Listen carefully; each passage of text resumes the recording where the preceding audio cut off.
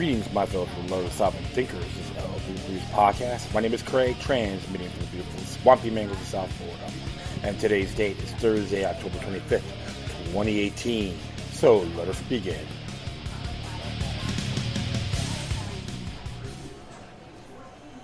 Oh, folks, thanks for tuning in.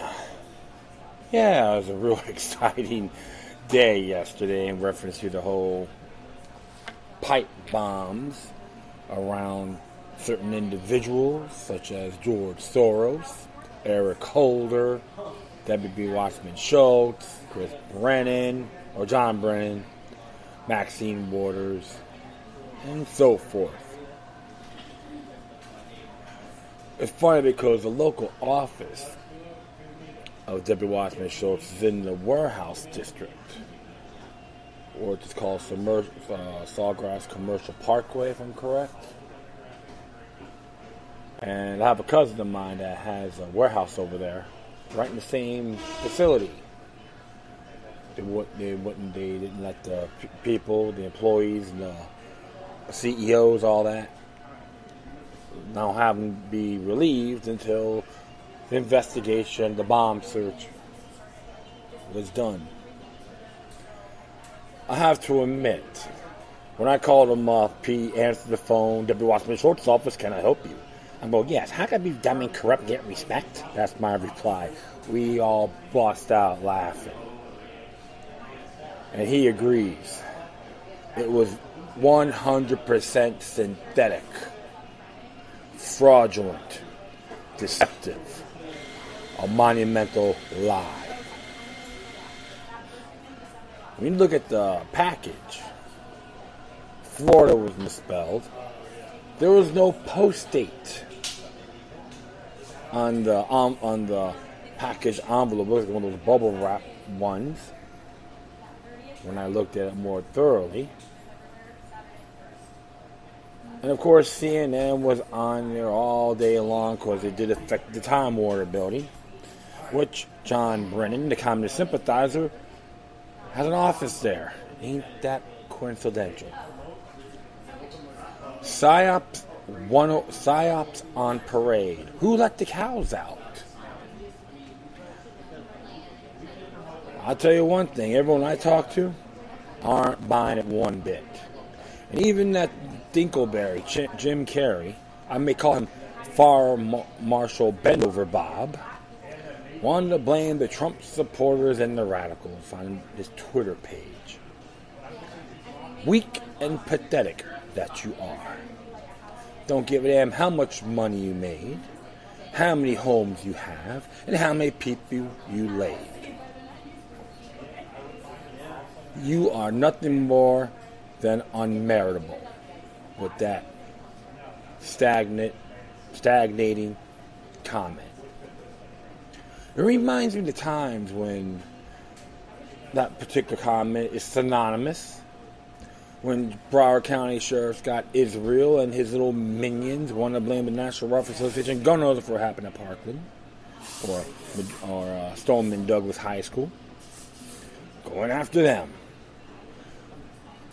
Plus when the Third Reich blamed the Jews for the German collapse. And I say that on a collective basis. And even the far-right radicals, so-called far-right radicals, the other the right-wing snowflakes as well, blamed all Muslims for 9/11. That's right, Mr. Kerry. You're under that same category, and you ought to be proud of yourself. That's how you got to look at these things, my friend. In 1 month, yeah, just the train just came by. So that's how you got to look at it with Jim Carrey's tweet. And anyone else that follow that her conform mentality are just as liable for their own stupidity. Folks, what you're seeing right now, they're going to try to put the fear in everyone, even in New York City, because that occurred over there. And I'll be very frank, a lot of people down here don't like W. Wasserman-Schultz. What they're doing to all these people with these pipe bomb scares are all contemptuous individuals. Oath breakers. They're just examples. Like I talked about in my past show, George Soros' group, Open Source Foundation, have been evicted from his native home, from his homeland called Hungary. Hopefully all you Andrew Gillum supporters understand why I'm not voting for your man, your Lord and Savior. Because he is funded by him. If it was some neo-Nazi organization, you'd be having a cow. So all this bickering of even the two pro-establishment candidates, talking about Ron DeSantis as well. I'm not falling for it. Don't give me those little juvenile questions because it's null and void, inapplicable, plain and simple. So we're going to be talking about that and many others. And of course, some U.S. interventions in China. It's interesting about that. Land Destroyer. You should look at this. That's a good site, by the way. Land Destroyer. Very good. So be hitting that. And don't worry, this is not an anti-American show. When it comes to tyranny, I call them all out. But all you listeners out there who have been with me from the very beginning, understand that. So, and who was the first time? Thanks for tuning in. That'd be great. All right, so enough of my digression here. Let's just start this off. That was actually, I got this from Paul Craig Roberts' website. And it came from DCClothesline.com, airing out America's dirty laundry. That is funny. And it says here, false flag, another suspicious package. This one was sent to Deputy Wasserman-Schultz. You got that pathetic smile on her face. Yes, I am going to screw all you guys, and I'll blame the Republican Party for it. As it says here, update, an observant Twitter used to point out something interesting. Matt Graver. What's interesting about the envelope note, there aren't any postage marking on the package. When the package got delivered, USPS ink stamps over the postage stamps. Absolutely. Here's another one down here. As he wrote. And it's funny how they spelled Florida, of course. And Matt Graver says here one more thing. Look closer. Who among you has mailed anything? A pipe-bomb uses steel piping. Package are charged shipping by the weight. Do you think six stamps will cover that package? No way. Of course. That's like under $3. Come on. A lot more than that, right? And it says here, so we're to believe the state being fed to us. How does a device like this could feel gets accepted and move along with insufficient postage and postal markings? Of course, Rigo, the stamps are not canceled. I am seeing this correctly. There is no stamp showing where the parcel originated. Exactly what I'm pointing out was the mailing destination, how to get was without USPS processing with insufficient postage, no less. I didn't go through the USPS, was likely had been hand delivered. So that's true right there as well. It's just funny. Of course, Rigo Riri said, it's as far as actual parcel, we might be looking at an inside job at facilities. Logistically, it's not probable that many parcels arrive on the same day into multiple facilities. No postmark, no cancel stamps. The postal fix is questionable as to the amount. And of course, she's right on that. And even Donna MAGA says, hashtag MAGA. This one went through the whole return to sender process, which brought it back to Deputy Wasserman-Schultz's office on the same day that the others were delivered. That time it makes 0 sense. So you got to look at all that as well. And it's funny when you look at the pipe itself. It had the ISIS flag on it, you know, so... And who actually started ISIS, right? CIA, New World Order? Oh, yeah. So you got to look at that also. That's why that was a red flag as well. And even some of the people who are talking about this, you don't have to agree with them completely. but they're spot on as well, like Alex Jones.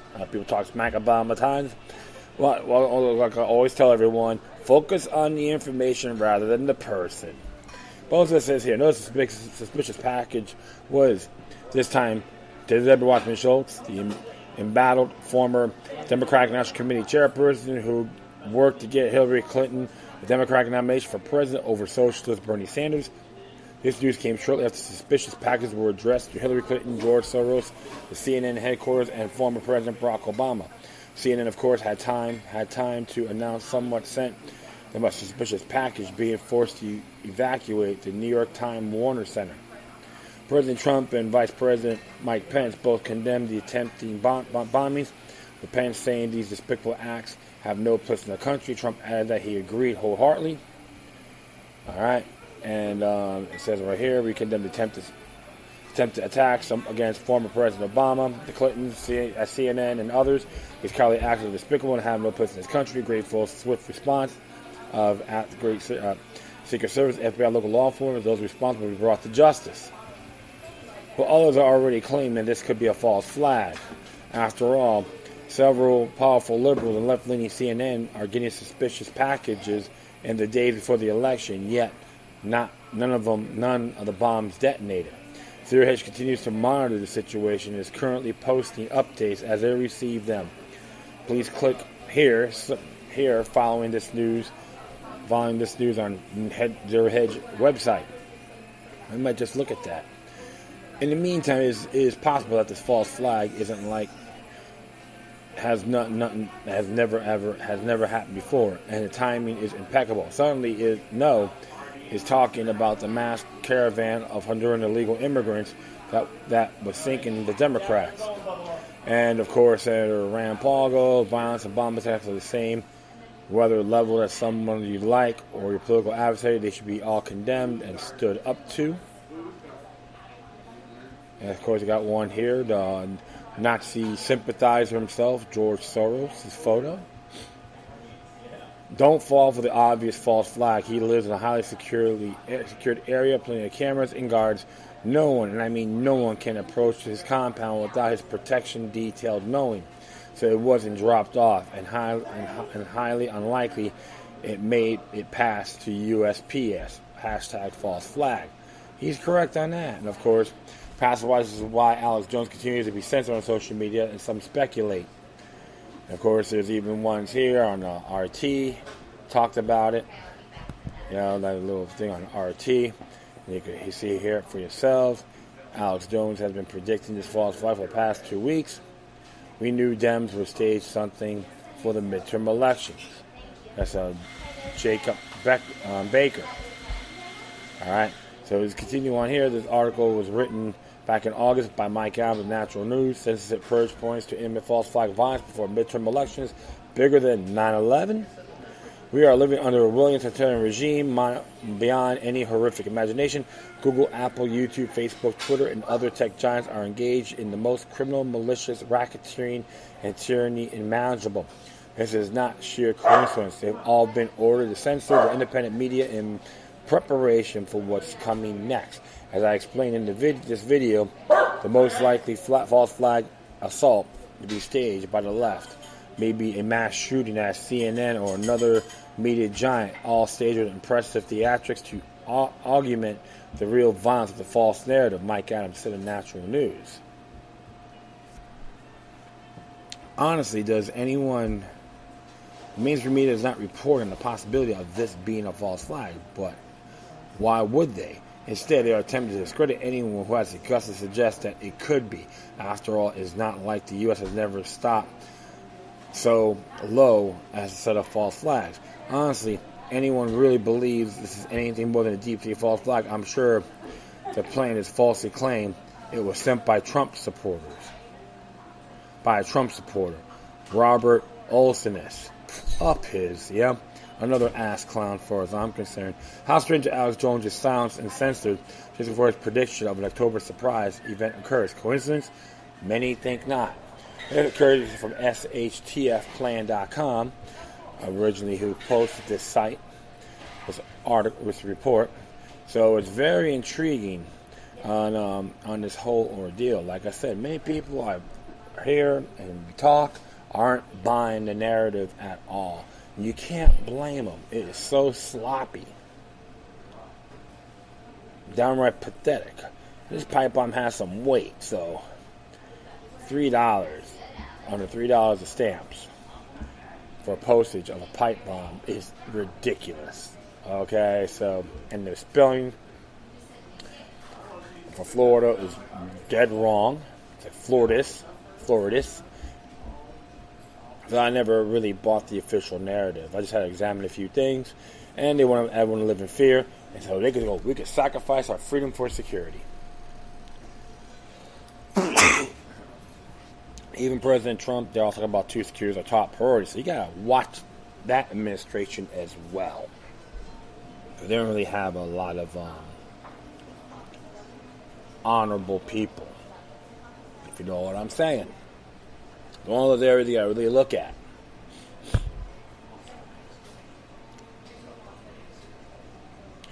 So, this is what they want. They want to have us go on an anxiety attack, throw in the towel, and have the state go, please, to the state, think for me, take care of me. We have the sweet pie purebred syndrome eternally. Don't buy the hype and hoopla, folks. To fight the real war on terrorism is to defend our U.S. Bill of Rights culture. Never forfeit it for tyranny. It's the oldest trick in the book. If you haven't learned the lessons from 9/11, then you're in the twilight zone. And you the ones that mindset believes Bizarro is your Lord and Savior.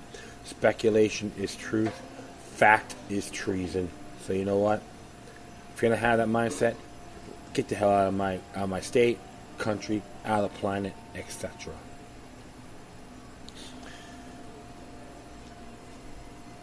So, like I said before, these people are nothing more, they targeted, allegedly, are freedom-hating saps. That makes Benedict Arnold a hero of the American Revolutionary War.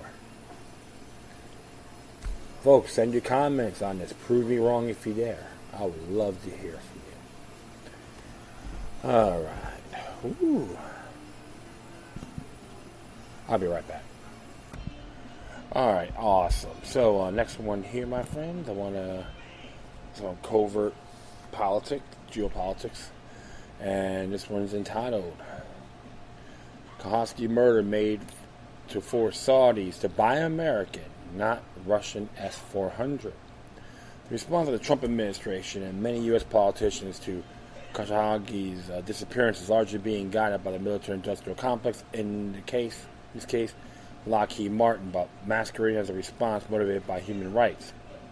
Disappearance and alleged murder of the Saudi journalist and Washington Post columnist Jamal Khashoggi continued to strain relations between the United States and Saudi Arabia. On Saturday, President Donald Trump warned the Saudis of severe punishment if the Saudi government was found to have been responsible for the journalist's alleged murder. The Saudi government has vocally denied any involvement, even though Khashoggi disappeared within the Saudi consulate in Istanbul in response to Trump's threats by vowing an even stronger response if the Gulf monarchy is ultimately targeted by the United States. The exchange of threats caused by Saudi stocks sustained their biggest one-day loss since 2016, with trade open has brought to the upcoming three-day future investment initiative in Saudi Arabia much unwanted negative publicity. However, there's a considerable evidence pointing to the fact that the U.S. response to the Khashoggi affair is likely to be determined not by any Saudi government responsibility for Khashoggi's fate, but instead whether or not the Saudi chose to follow through with their promise to purchase the $15 billion U.S.-made the odd missile system, or its cheaper Russian-made equivalent, the S-400. According to reports, the Saudis failed to meet the deadline for their planned Ahad purchase.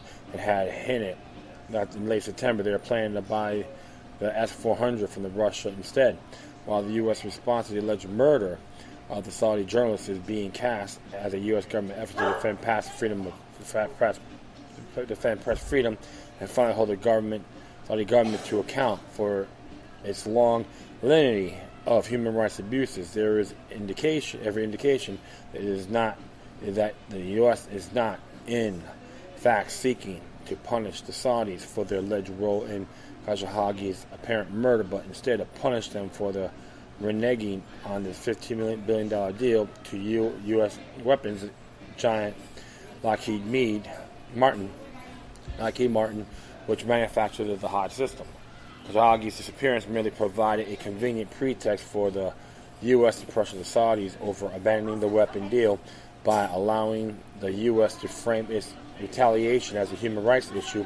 As a result, it seems likely that if the Saudis move forward with the latter, the Saudi and the Trump administration, the Saudi government guilty of involvement in the Khashoggi disappearance, while they move forward with the former media frenzy and controversy surrounding the Saudi national, will likely fizzle out, and with Trump's threat of severe punishment, ultimately the response of the U.S. political class to the Khashoggi affair is just the latest example of U.S. government policy being motivated by the military industrial complex by masquerading as a policy motivated by concerns for human rights.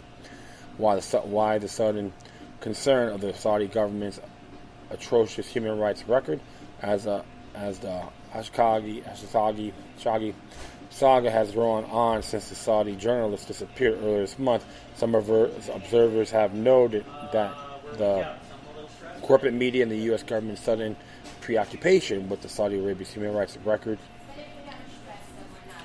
particularly in regards to the journalists. Indeed, just last Wednesday, Reporters Without Borders announced that 15 Saudi journalists and bloggers have been arrested over the past year, and noted that in most cases their arrests have never been officially confirmed, and no official has ever said where they are being held or what they are charged with. Ain't that nice? In addition, Saudi Arabia has helped kill tens of thousands of Yemeni civilians in the war it is leading against the country, with most of those civilian casualties resulting from the Saudi-led coalition's bombing campaign that routinely targets civilians. The Saudi-led coalition's blockade of food and medicine to Yemen has also brought the country into a brink of famine, with nearly 18 million now at risk of starving to death, including over 5 million children, while thousands more dying from preventable diseases in the country. While murdering a journalist by a hit squad in a diplomatic compound on foreign soil is alleged to have Khashoggi's faith, would certainly set a dangerous precedent. Saudi Arabia leading the genocide against the Yemeni people is arguably much worse precedent. However, a little over concern of the Saudis' ruling atrocity in Yemen has been raised by those pushing for action to be taken against Saudi Arabia over Khashoggi's inhumane fate. So why the sudden concern? Despite it is well known that the fact that the Saudi government routinely imprisons journalists and activists and is leading a genocidal war against its southern neighbor. The Trump administration has now adopted a harsh tone toward the Saudis, with concerns over Khashoggi's murder serving as an official excuse. Indeed, Trump told CBS 60 Minutes during an interview broadcast on Sunday that there is something really terrible and disgusting about that. If that were the case, Saudi Arabia had been involved in Khashoggi's murder, so we're going to have to see. We're going to get to the bottom of it, and there will be severe punishment. My, oh my, oh my. Sounds like a true bobblehead, with all due respect. Other powerful figures in the U.S. political establishment have called for dramatic action to be taken against the Saudi government, particularly the Saudi Crown Prince Mohammed bin Salman. MBS, for instance, John Brennan, former CIA director under Obama and current cable news pundit, lobbied in a recent Washington, D.C. Post op-ed to dethrone MBS for alleged role in Khashoggi's fate. Yeah, but they don't give a damn about the people in Yemen, right? Hooray! Ain't that nice? Hypocrisy at the core, doublespeak as usual, pompous politics at its finest. Brennan also notably called upon the U.S. to impose immediate sanctions on all Saudis involved, freeze on the military sales to Saudi Arabia, suspension of all routine intelligence cooperation with Saudi security services, and the U.S.-sponsored UN Security Council resolution condemning the murder. Another prominent figure in Washington pushing for action taken against the Saudi over Khashoggi's disappearance is Senator Lindsey Graham. Republican from South Carolina. Graham recently stated that there would be hell to pay if the Saudi government was found to be responsible for the Khashoggi's disappearance and alleged murder. Notably, the top contributor to Graham's 2020 re-election campaign is U.S. weapons manufacturer Lockheed Martin. Wow. That's why, folks, you got to really look deep into these individuals. Remember, when government knows best, it turns to crap. All right? Given that human rights concerns among the U.S. power establishment have only emerged after the disappearance of this one journalist, and such concerns regarding for the Saudis, other grave human rights abuses continue to go unvoiced by these same individuals. Something else is likely driving Washington's sudden concern over alleged Saudi state-sanctioned murder. So what has protected the Saudi government from the U.S. retribution over its repeated human rights abuses in the past? Though Saudi Arabia's vast oil wealth is an obvious answer, a recently leaked State Department memo revealed that the U.S. weapons sales to the Gulf Kingdom will remain an only factor in the Trump administration's continue to support for the Saudi-led coalition's disastrous war in Yemen. And you can look these links up, folks. You'd be surprised. Okay, these guys, this website is very good. All right. Those lucrative weapons sales, according to the memo, led Secretary of State Mike CIA Pompeo to rubber stamp the Saudi-led coalition bombing campaign in Yemen, despite the fact that the coalition has continued to bomb civilian buses, homes, and infrastructure in recent months. Thank you, Mr. Pompeo. God bless the CIA and Big Brother. Amen. I love using sarcasm because sometimes I get a little bit ticked off. So instead of getting angry, I'll crack jokes, okay? If the Saudis were to back away from a major lucrative deal with the U.S., weapons manufacturers such as an act would likely result in retribution from Washington that gives weapons sales to the Gulf Kingdom are currently in a driving factor behind Washington's concern with the Saudi government's poor human rights record. If it's Iran, let's bomb the hell out of those people. This is exactly what happened. It took place 2 days before Khashoggi disappeared inside the Saudi consulate in Istanbul. Saudi backed out of the U.S. deal, and the rivals were. Last year, Saudi President Trump visited Saudi Arabia and praised his own crown prince for finalizing a massive weapons deal with the U.S. at a value of over $110 billion. However, it emerged soon after this deal was contracted-based, but instead involved many layers of interest or intent. Over a year later, the Washington Post recently noted that many of the planned weapons deals have yet to be finalized. One of those agreements was the planned $15 billion purchase of the Terminal High Altitude Area Defense System, which is manufactured by U.S. weapons giant Lockheed Martin. The deadline for the Saudis to finalize that deal passed on September 30th, just 2 days before the Khashoggi's disappearance on October 2nd. However, a Saudi official told the Post that the Saudi government is still highly interested in the deal. But like any military purchase, there are negotiations happening, which we hope will conclude in the quickest means possible. Yet, not only Saudi Arabia has apparently backed out of the $15 billion deal to buy Lockheed Martin, is also actively considering buying the Russian-made S-400 missile defense system instead, and has also refused the U.S. government request to disavow its interest in the Russian-made system. Indeed, on September 21st, Saudi ambassador to Russia, Raid bin Khalid Kremli, stated, "Our operation with Russia continuously grows, and during King Solomon's historic visit to Russia, we have signed 14 agreements that began to be implemented. There were 4 agreements in the military field. 3 of them began to be implemented. As the 4th, there is a discussion on the technical issues because the system itself is modern and complex." The 4th deal, which would appear to be the S-400, the Saudi ambassador also stated that he hoped nobody will impose any sanctions on us for the making purchase of Russia. Furthermore, suggesting that the system he was discussing was the S-400, that given that U.S. sanctioned China for purchasing the system soon before the Saudi ambassador's comment. Interestingly, after the Saudis' failure to stick up to planned deal with Lockheed, Trump began to publicly criticize the Saudis for not paying their fair share. Speaking at a campaign rally in Mississippi on October 3rd, one day after Khashoggi's disappearance in Istanbul, and 3 days after Saudi Arabia missed the Lockheed Martin deadline, Trump stated, "I love the King of Saudi Arabia, King Salman, but I say, King, we're protecting you. You might not be there for 2 weeks without us. You have to pay for your military. You have to pay." Hope all you Trump worshippers are seeing what's happening. You're going to fall for this crap? You're just like the Abominations. Just like them, if you do. Cult of Personality 101. More recently, this past Saturday, Trump told reporters he did not want to risk the bottom line of the U.S. top weapons manufacturer in determining the Saudis' punishment. "I'll tell you what I don't want to do. Boeing, Lockheed, Raytheon, all these companies, I don't want to hurt jobs. I want to lose an order like that. I don't want to lose an order like that." Emphasis added. And you know there are other ways of punishing, to use a word.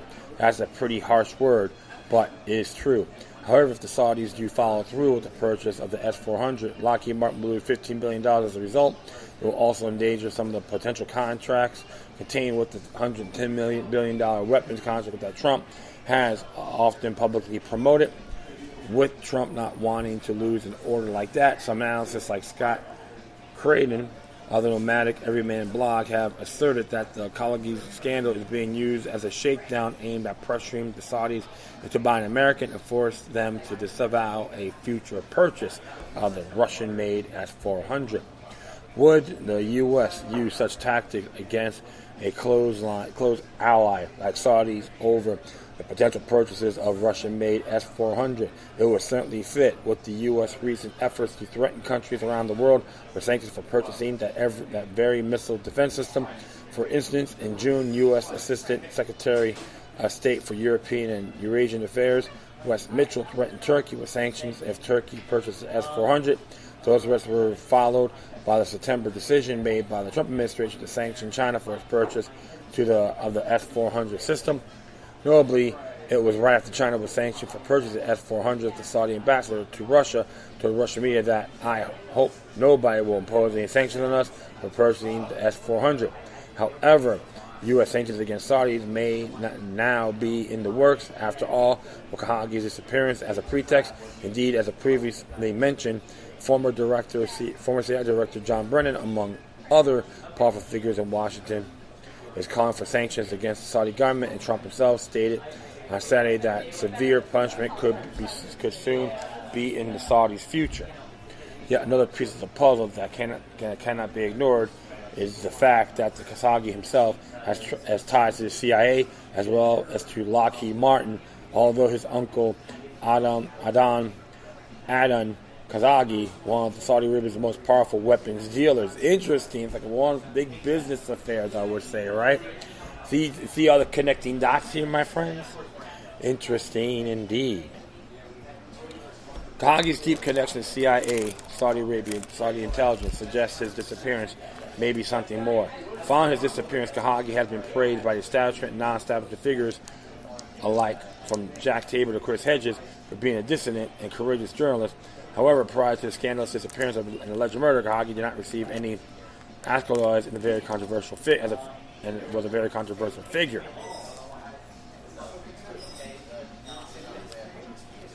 Interesting there. As Federico Paracini recently wrote at Strategic Culture, Khashoggi is a representative of the shadowy world of collaboration that sometimes exists between journalism and intelligence agencies. In this case, involving the intelligence agencies of Saudi Arabia and the United States, it has been virtually confirmed by official circles within the al-Assad family that Khashoggi was an agent of the employed Radi and the CIA during the Soviet presence in Afghanistan. Wow. Indeed, Khashoggi doubled as a journalist and an asset of the Saudi and U.S. intelligence services, was also an early recruit of the Muslim Brotherhood. You see what's been happening here, my friends? All under the same global intelligence umbrella. He was also the protege of Turkey Faisal al-Assad, the head of the Saudi intelligence for 24 years, who has served as a Saudi ambassador to Washington and to the kingdom. Khashoggi was a main advisor to the Faisal al-Assad during his two ambassadorships. Notably, Khashoggi became a regime critic only after internal power struggles broke out between former Saudi King Abdullah and Turkey Faisal al-Assad.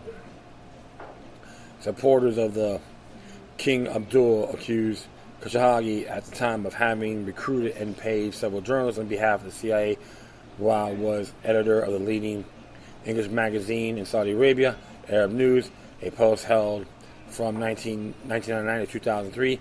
More recently, Khashoggi strongly supported the Muslim Brotherhood during the Arab Spring and backed the Barack Obama-Hillary Clinton regime change efforts to spread throughout the Middle East, including a regime change effort targeting Syrian President Bashar al-Assad. However, under King Salman, the Muslim Brotherhood presence in Saudi Arabia came under threat and was suppressed. This led Khashoggi to leave and seek refuge in Turkey. Perhaps most significantly, prior to his appearance, Khashoggi was working quietly with intellectuals, reformists, and Islamists to launch a group called Democracy for the Arab World Now. As Moon of Alabama notes, those projects that Khashoggi was involved in prior to his disappearance reeked for preparations for a CIA-controlled color revolution in Saudi Arabia. Not only Khashoggi shared his ties to CIA and Saudi intelligence services that often collaborate, but his family is well connected to global power structures, including Lockheed Martin.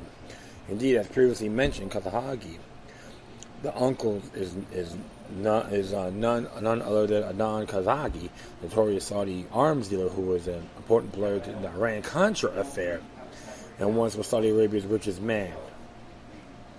And Khashoggi was deeply connected to Lockheed Martin, as demonstrated by the fact that between 1970 and 1975, he received $106 million in commissions from the U.S. weapons giant, with his commission rate on Lockheed sales eventually rising to 15%.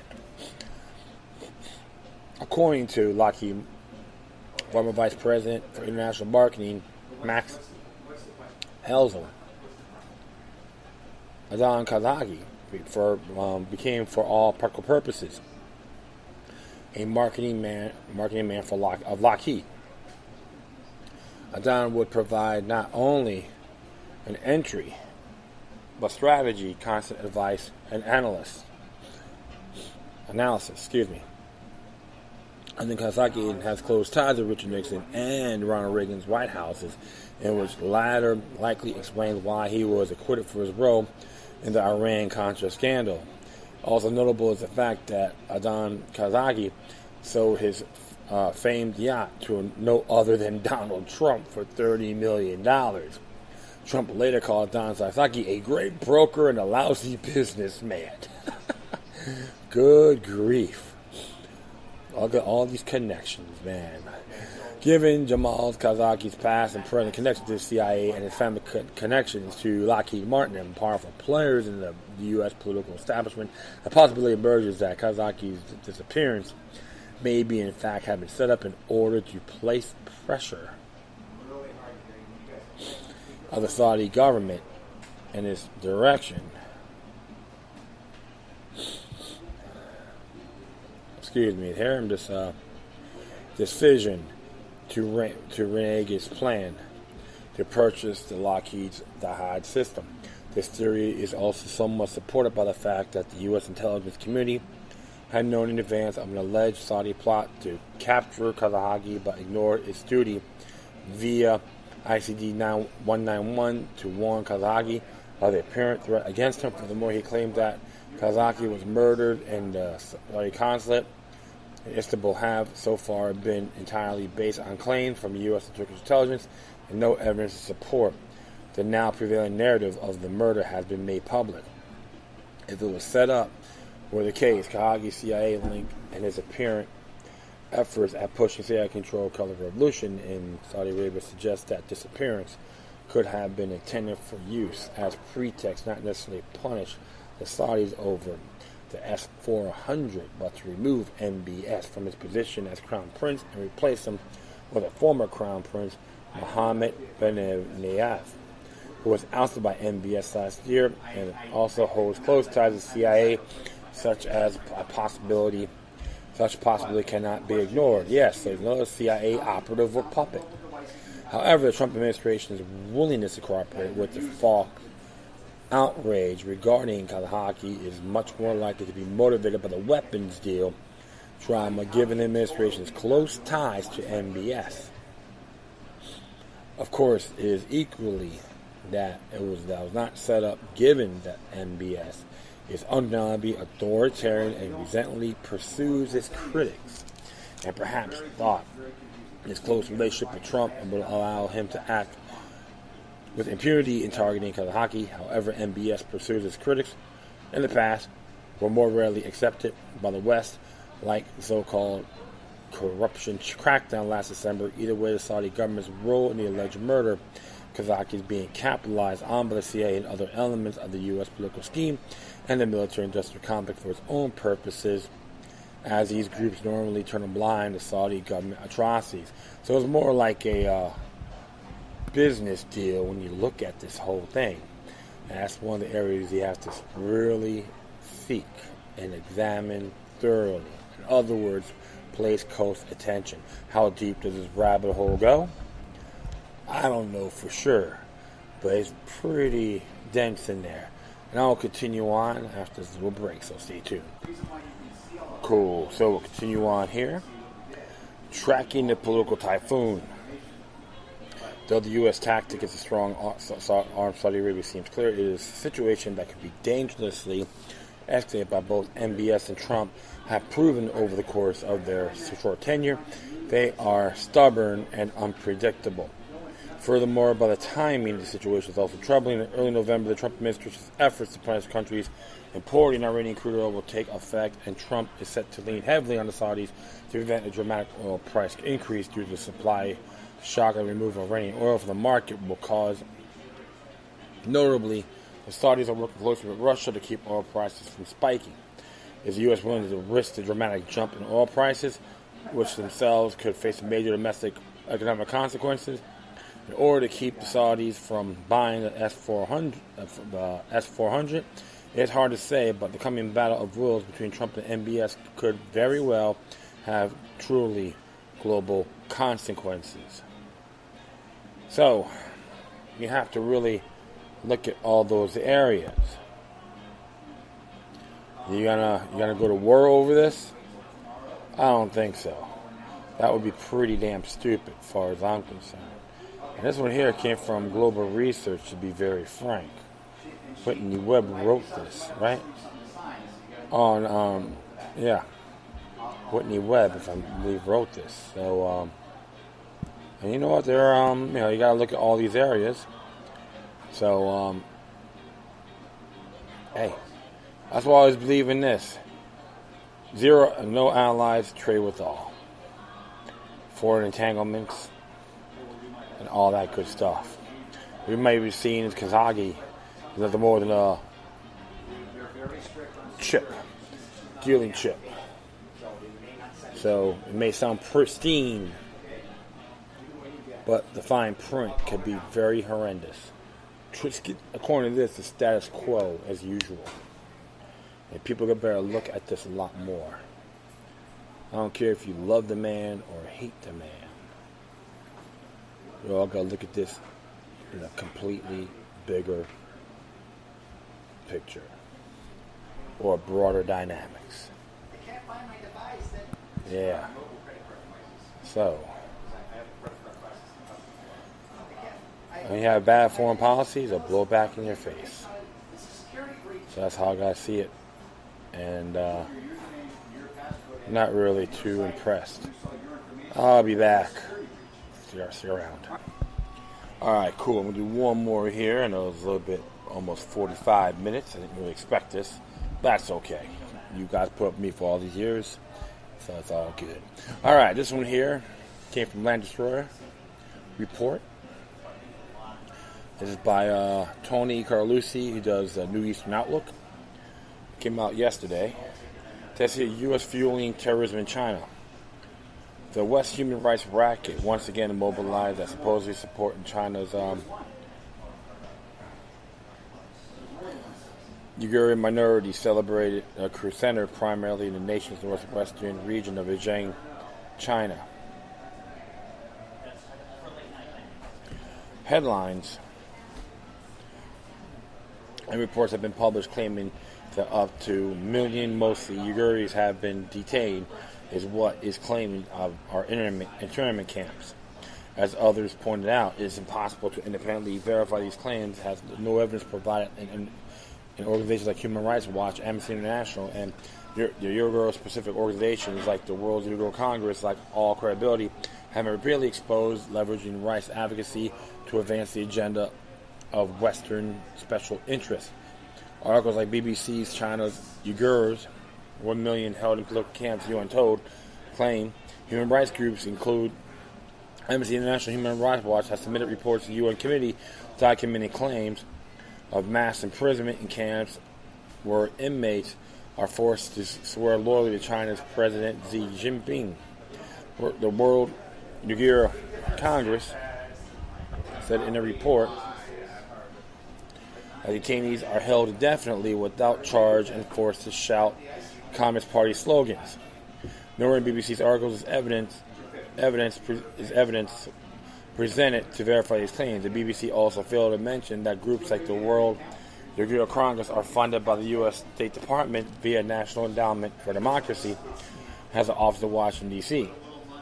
The NED, the U.S. fund dedicated specifically to political meddling worldwide, and has a role in the U.S.-backed regime change everywhere from South America and Eastern Europe to Africa and all across Asia. But China admits, according to the South China Morning Post, in an article titled "China's Changes Laws to Recognize Education Camps in Zhejiang,"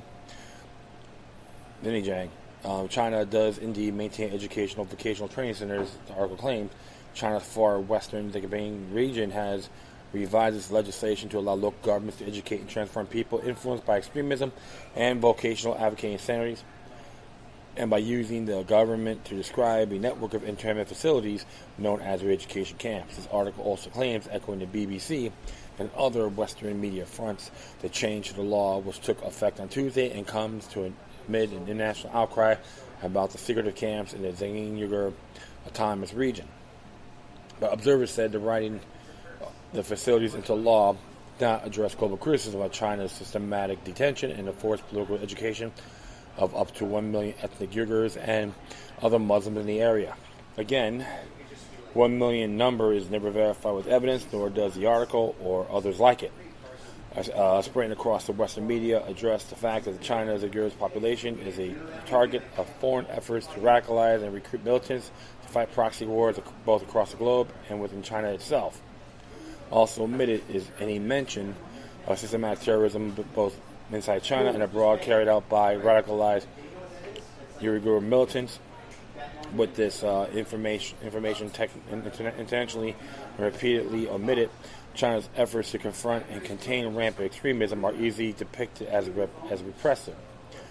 Uyghur terrorism is real, so says the Western media itself. Within China, Uyghur militants have carried out serial terrorist attacks, includes as a wave of attacks in 2014, which is nearly 100 dead and hundreds more injured. The Guardian in 2014 article titled "Xinjiang Attack Leaves at least 15 Dead" would admit an attack in China's western region of Zhejiang left 15 people dead and 14 injured. The official Xinhua news agency said the attack took place on Friday on a food street in Shanghai County, where the state media and said a series of attacks in July left 96 people dead, including 59 assailants. Abroad, Uyghur-linked terrorists are believed to be responsible for the 2015 Bangkok bombing, which targeted mainly Chinese tourists and left 20 dead. The bombing followed Bangkok's decision to send Uyghur terrorist suspects back to China to face justice, defying U.S. demands that the suspects be allowed to travel onward to Turkey.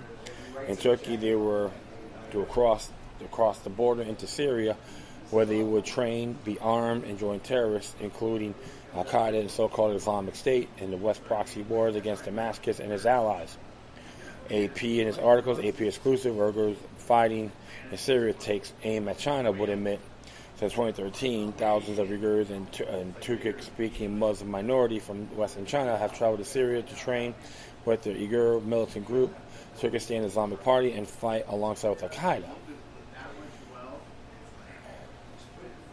Playing key roles in several battles, Syrian President Bashar al-Assad troops are now clashing with Uyghur fighters, and as the 6-year conflict nears its endgame. But in the end of the Syrian war, may be beginning of China's worst fear.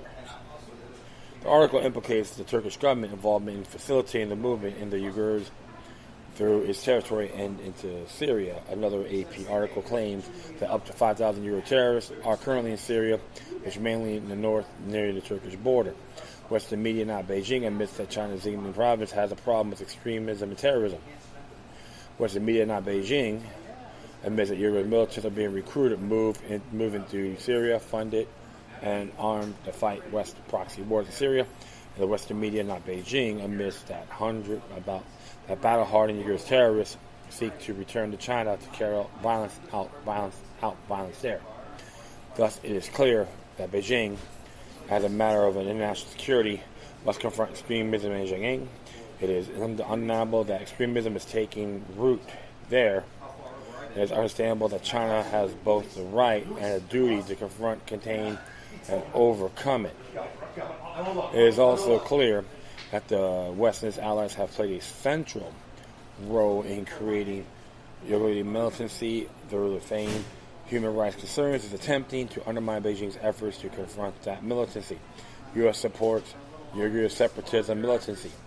The U.S. National Endowment for Democracy owns the website amidst meddling across China and does so extensively that felt the necessity to bring down its targeting of China into several regions, including mainland, Hong Kong, Tibet, Xinjiang, East Turkestan. And all the sites that would be here, you should check it out yourself. Very interesting indeed. So you should always look at these areas because, hey, man, you never know. Yep. So they're right there. So this is not made up crap. You know what I'm saying? It's important to understand that the Eastern Turkestan is what Uyghur militants and separatists refer to Xinjiang as. Beijing does not recognize this thing. And indeed, by recognizing the term East Turkestan, is implicitly admitting that it supports separatism in Western China, even as the U.S. decries separatist and alleged annexations in places like Donbass, Ukraine, and Russia, Crimea. And more than just implicity admitting so, U.S. NED money is immediately provided into the World Uyghur Congress, which exclusively refers to China's Xinjiang province as Eastern Turkestan, and it refers to China's administration of Xinjiang as the Chinese occupation of East Turkestan. On UWC's website, an article like op-ed, a profile of Rabbi Kadir, fearless Uyghur independent activist, admit that UWC leader Rabbi Kadir seeks Uyghur independence from China. It is UWC and other Washington-based Uyghur fronts who repeatedly cited by the Western media folks of human rights advocacy groups and like Human Rights and Amnesty International regarding allegedly of 1 million Uyghurs being placed into internment camps, as illustrated in the above-mentioned BBC article, while omitting the very real terrorist problem facing China in Xinjiang, as well as elsewhere around the world, where state-sponsored Uyghur terrorists are deployed and fighting, and by depicting China's campaign to confront extremism and oppression. The West aims at further inflaming violent conflict in Xinjiang and jeopardizing human life, not protecting it. Where Uyghur terrorists are being trafficked through on their way to foreign battlefields, Beijing-friendly governments like Bangkok are sending suspects back to face justice in China. Nations like Malaysia, where U.S.-backed opposition has recently come to power, Uyghur suspects are being allowed to proceed onward to Turkey. Al Jazeera's recent article, Malaysia ignores China's request frees 11 ethnic Uyghurs. World would report Malaysia has freed 11 ethnic Uyghurs detained last year after they broke out of prison in Thailand and crossed the border. Despite a request from Beijing for the men to be returned to China, prosecutors dropped immigration charges against the group on humanitarian grounds. They flew out of Kuala Lumpur to Turkey on Tuesday, according to their lawyer, Fani Moon. Moin. Al Jazeera would also make sure to mention the decision may further strain ties with China, which has been accused of cracking down on minority Uyghurs in the western region of Xinjiang. Since returning as prime minister following a stunning election and victory in May, Mahathir Mohamad has already canceled projects worth more than $20 billion that has been awarded to Chinese companies. This point makes it abundantly clear that Uyghur extremism has become a central component in Washington's struggle with Beijing over influence in Asia and in a much wider sense globally. Geopolitical expert F. William Ennegal, in his recent article, China's Uyghur Problem, the unmentioned part, included that escalating trade war against China threats sanctions over allegations of Uyghur detention camps in Beijing, threats of sanctions if China buys Russia defense equipment, and is all aimed at disruption of the sole emerging threat to a U.S. watching global order, one that is not based on freedom or justice, but rather on fear and tyranny. How China's authority are trying to deal with this full assault is another issue. The context of events of Beijing, however, needs to be made clear. The West, especially Washington, is engaged in full-scale, irregular war against the stability of China. It is difficult to argue with this conclusion, as the U.S. has already openly wielded terrorism as a geopolitical tool everywhere from Libya, where the nation was divided and destroyed by NATO-led military operations in the air and terrorist-led groups on the ground, to Syria, where all the U.S. is all about openly aiding and abetting Al-Qaeda and affiliates concerned in another governorate of Idlib, and even in Yemen. Another AP investigation revealed that the U.S. and its allies were cutting deals with Al-Qaeda militants to augment Western and Persian Gulf ground fighting capacity. It's important to understand the full context of West's accusations against China, and that to note the media supposed non-governmental organizations like Human Rights Watch, Amnesty International, and other involved propaganda aimed at protecting terrorists and promoting militancy inside China. These same media groups, the fall NGOs, will turn up elsewhere, not only China's peripheries across Southeast Asia and Southeast South and Central Asia, but also along the borders of nations like Russia and Iran, exposing and confronting these appendages of Western geopolitics and Western corporate financer interests themselves directing their collective agenda is the key to mission dangerous influence they have had and all the violence, conflict, and division and destruction they seek to employ, as they have already done in places like Iraq, Afghanistan, Yemen, Libya, and Syria.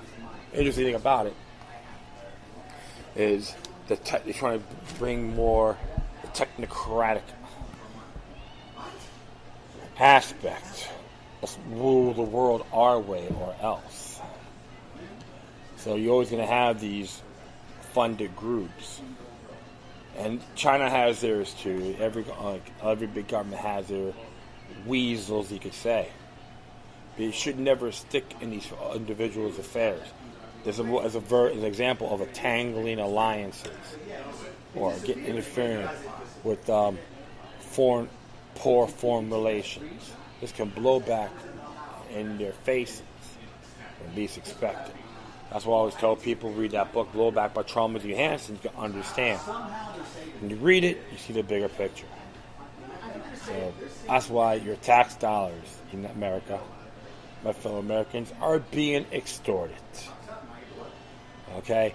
When the government knows best, you can smell it potently bad. It smells potently bad. Okay? All right. I thank everyone for listening. Plus, feel free to download and share throughout the social media networks. Any questions, comments, if you send something that's interesting, you want to check out, whatever you do, please address the correspondence with decorum.